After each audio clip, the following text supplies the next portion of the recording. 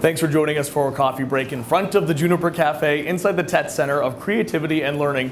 You might not know this, the TET Center is partnering with ISKA, Immigrant Services Kingston Association, to offer March Break documentary film camp for Syrian teens.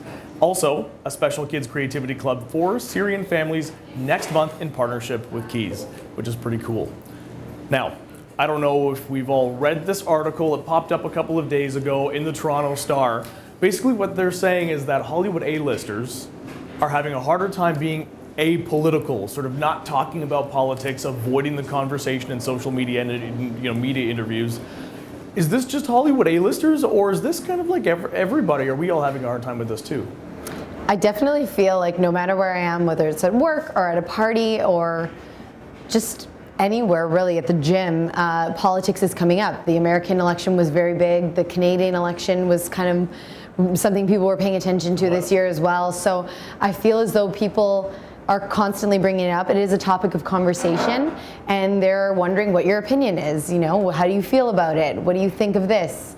And you kind of are put in a position where you are forced to answer, in a sense. Yeah, and headlines have been very inflammatory too, so it's easy to grasp onto. It's easy to remember something and say, did you hear this? And then once the ball gets rolling about a politician or a political conversation, it's hard to keep your opinions out of it. Didn't this used to be rude to talk about, some of these things where it's like, you're not necessarily with family, you're not necessarily with friends. It's kind of like, you gotta know who you're talking to before you bring it up at work, in the gym, and at the grocery store. Suddenly we're kind of putting each other on the spot. Well, that's the thing. I mean, growing up, kind of when I was developing my social skills, my mother always taught me there were 3 things that you never ask somebody at a party or anywhere, because they don't matter. It doesn't make a difference on your interaction with that person. One might argue it does, but she always said you never speak of or ask anyone about their sexual orientation, about politics, or about religion. It's just proper etiquette. It's a class thing. It makes people uncomfortable sometimes to answer, and you just keep it at a boundary. It's not a lighthearted conversation for everybody.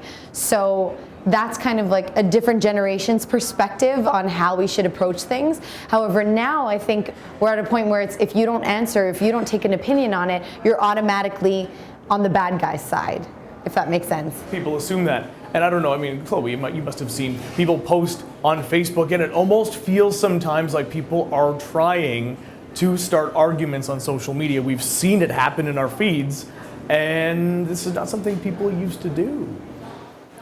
Yeah, I mean, we've all seen the political conversations that blow up on social media and don't seem to be very productive. But I think this whole conversation is running under the assumption that these kinds of discussions have to be contentious. And I don't think that that's necessarily the case. Like, I think it depends on the individual. And when I get asked a question that seems very poignant and it seems like almost rhetorical, I like to flip it on its head and ask the person, well, what do you think? And actually do more listening than perhaps speaking, and find out, okay, well, why are they asking this? What do they believe? And what are the reasons for that belief? And that's kind of a good safe zone, isn't it? You don't necessarily risk it can be helpful, and then you can kind of feel out the person and find out, okay, is it going to be productive for me to say what my opinion is? Is it going to be helpful?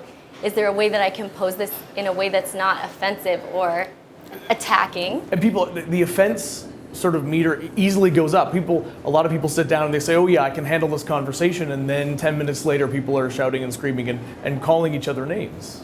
Right, and that's what always seems to happen at like family dinner table conversations.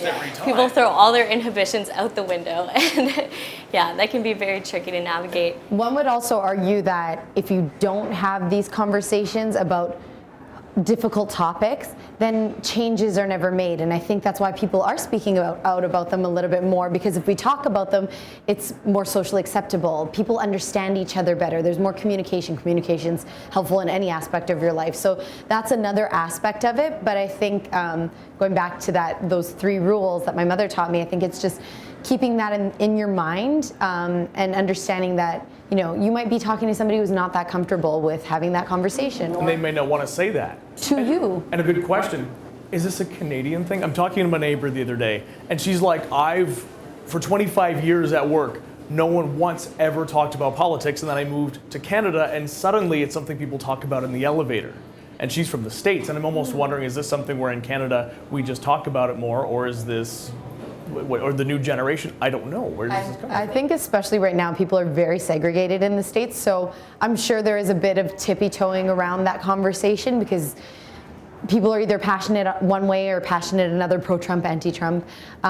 In Canada, yeah, we have our differences, but I don't think there's that much emotion behind it right now. As much as there is in the States, there's a lot of emotion about big changes that are It feels like happening. there's emotion, though. When we've got protests downtown Kingston, if you're at a party and you start talking about politics, you end up with a fight. That seems to be what ends up happening. It's not as controversial, I would say, maybe. You know what I mean?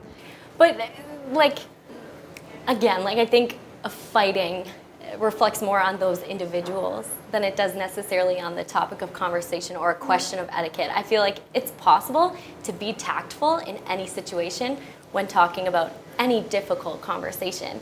And I think that's why I don't necessarily, condemn celebrities who want to speak out or those who don't. If they want to use their clout to advocate for something that they're passionate about, I think that's great for them. They're also going to be taking on an equally big risk in doing that. Boils down to, you can essentially say whatever you want, whenever the heck you want. It just comes down to, I guess, know your audience, know the crowd you're in, know who you're appealing to. I would Be mindful. Be mindful.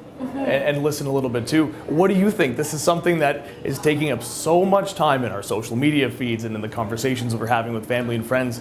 Tell us what you think below. Do we still have, and should we have, the right to remain silent, so to speak, or are we obligated to speak up? Tell us in the comments below.